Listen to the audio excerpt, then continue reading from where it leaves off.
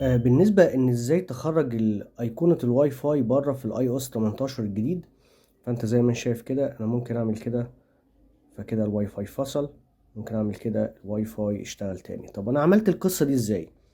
الموضوع ده لازم نستخدم فيه برنامج الشورت كات اللي موجود في الايفون بشكل عام. تدخل على الشورت كات وتكتب هنا تعمل سيرش بالواي فاي. هيظهر لك طبعا الواي فاي، طبعا مش هيظهر لك الايقونتين دول، هو هيظهر لك ايقونة واحدة ومش بالشكل ده، وهقول لك هتعمل ايه.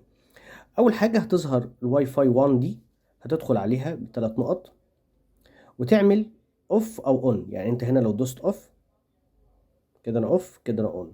هتعمل اتنين، يعني الخطوه دي انت هتعملها مرتين. انا عامل واحده هنا اوف، وبعد كده هتدخل على السهم ده وتغير الايقونه. طبعا الايقونه ما بتكونش بالشكل ده، هي بتكون بالشكل الشورت كات. بتنزل تحت هنا كده عند الكونكشن على ما اتذكر، هقول لك دلوقتي فين بالظبط. ننزل مع بعض كده شويه. هتلاقي عندك ال connectivity. هتختار طبعا الشكل اللي انت عاوزه، الاوف والاون. هتعملها زي مرتين زي ما احنا اتفقنا، وتعمل ضن.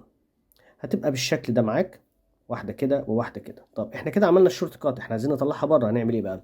هتدخل على الكنترول سنتر نفسه وتدوس هنا كده، تعمل اد كنترول وتدخل على الشورت كات بتاعك. تعالى هنا ننزل على الشورت كات، هيقول لك تشوز، اختار.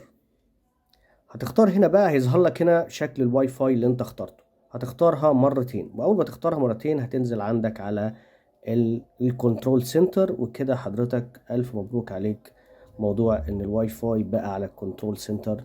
تقدر تحطهم في المكان اللي انت عاوزه. اعمل كده مع اي حاجة، حتى في المكالمات لو انت عندك فيفوريت او عندك ناس بتكلمهم بشكل دايما، اعمل نفس القصة وغير الايقونة ودلع موبايلك.